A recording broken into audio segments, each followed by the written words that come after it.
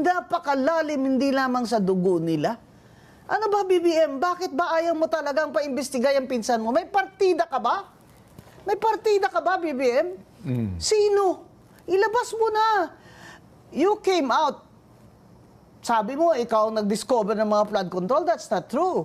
You only acted because the U.S. State Department issued a report and told you that this cannot go on. This cannot go on. And then the World Bank also issued a comment. And I predicted it months ago na ang Bureau of Customs is also very corrupt. Ayaw mo naman galawin o lumabas na naman sa US State Department report that the Bureau of Customs is also very, very corrupt. Sino ang patron o padrona ng Bureau of Customs? Maraming nagsasabi, si First Lady daw. Oh, that's the first time I'm saying it, because I have to say it. Hindi po ako pwedeng magtago. At kung ito po ay mali na information, I am requesting BBM and the First Lady to cut this snake's head now para masatisfy ang tao na hindi sila kasabwat sa mga massive na korupsyon na ito. Kasi po, buhay na ng Pilipino na kataya dito, hindi po politika.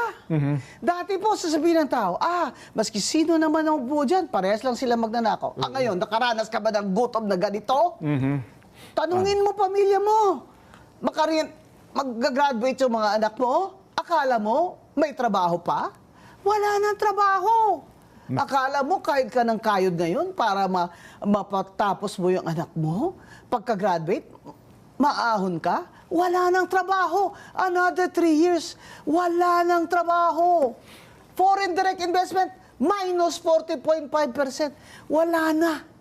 Amerika na lang at Japan, nandito pa rin yung mga investments nila. Stock market just crashed.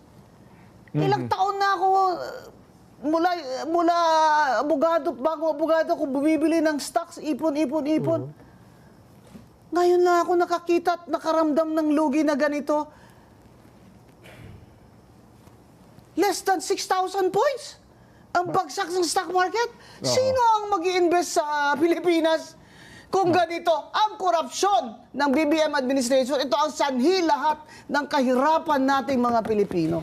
Attorney, dito po sa sasagawang rally ng Rally for Transparency and for Better Democracy ng Iglesia ni Cristo. Sa tingin po ninyo, ito ba'y makatutulong? Talagang makakatulong po. Kasi ang sinasabi ko nga, wag na po tayong titingin lang tayo at sasabihin lang natin na pare-pareho lang yan sila lahat. Hindi po, matindi po itong dinadanas nating kahirapan ngayon ninyo. Kasi sabihin nyo na naman na okay lang ako magsalita kasi I don't go hungry. I feel this way for you because I see it, di ba? Eh kami nga itong hindi nagugutom, araw-araw may kinakain kami, nararamdaman namin yung gastos sa grocery, ang mahal ng mga bilihin, ang mahal ng gasolina, akyat na naman, kayo pa kaya? Kaya ginihikayat ko tayo na mag-live stream man lang kayo na protesta. Kung ayaw nyong makaalis, wala kayong pamasahe. Saan kayo malapit? Pumunta kayo doon sa Luneta.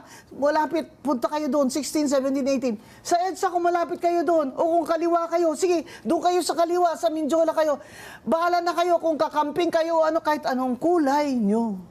O wala kayong kulay. Tumayo na kayo para sa bayan nyo. Dahil wala ng panahon.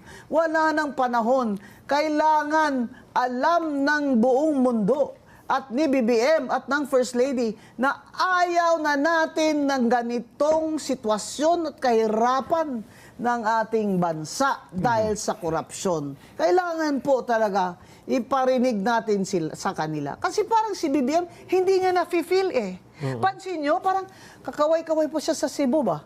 Parang, ano ba ini-expect mo?